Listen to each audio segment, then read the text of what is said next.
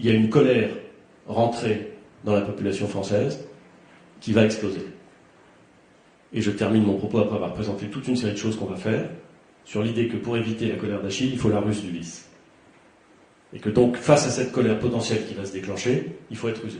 L'idée que la société française était comprimée, était angoissée, était désemparée, et que donc elle pouvait craquer, était une idée que j'avais en tête en juillet 2018. On ne sait jamais laquelle des gouttes est la dernière. Ça, on ne sait pas. On peut pressentir, mais on ne le sait pas. En revanche, on peut savoir si le vase est bientôt plein. Et en 2017, on fait les ordonnances travail. Moi, je me dis, quand on fait les ordonnances travail, ça va être terrible. Parce que je me souviens de la loi travail. 2 ans avant. Manifestation monstre, tension maximale.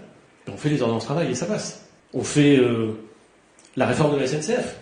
On met fin au statut. Et on ouvre la concurrence. On s'attend à un déblocage complet.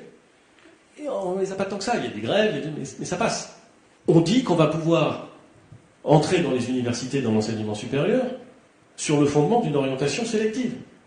Si vous avez suivi l'actualité politique des 20 ou 30 dernières années, vous savez que c'est une bombe. On le fait. Il y a des universités qui sont occupées. On les désoccupe. Et ça passe. Et donc, vous vous dites, au fond, même quand ça crispe, si, 1, on a un programme qui dit ça, et 2, on considère que c'est bon pour le pays, il faut y aller. Et donc, on y va. Et on fait la taxe carbone à un rythme beaucoup plus rapide que ce qu'elle avait été engagée, en sachant que c'est un rythme très rapide. Et on ne voit pas que ce qui est passé auparavant ne va plus passer, et que la taxe carbone, et peut-être d'autres mesures, cristallisent le mécontentement et la colère que j'évoquais tout à l'heure.